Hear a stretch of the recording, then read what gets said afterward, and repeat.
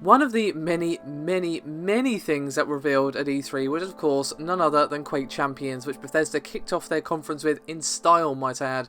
Now, while we got no gameplay at all from this particular reveal, we just got a very nice looking cinematic trailer.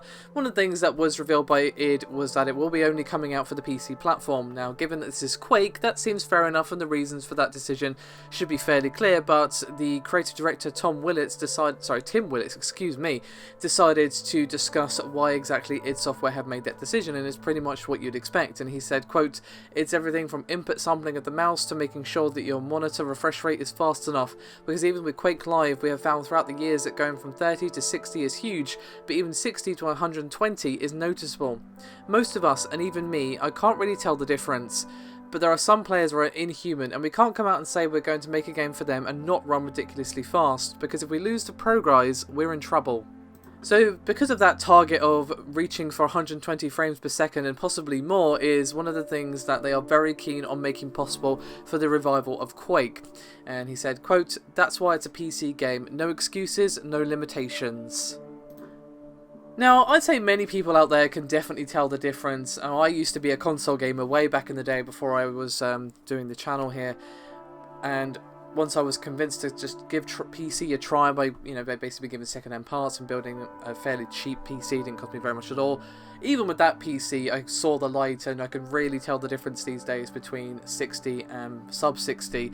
Even if it drops to say 40 or so, I really notice it. And 40 is fine, but if it drops, starts going towards 30, I can really feel just how sluggish the controls are and everything like that. So I can definitely notice, and I feel like a lot of people can as well. Obviously, there's some people who can notice more than others, and a guy who's like a pro esports Quake player is definitely going to notice any frame drops more than, say, you or me who just played the game for fun or casually or whatever.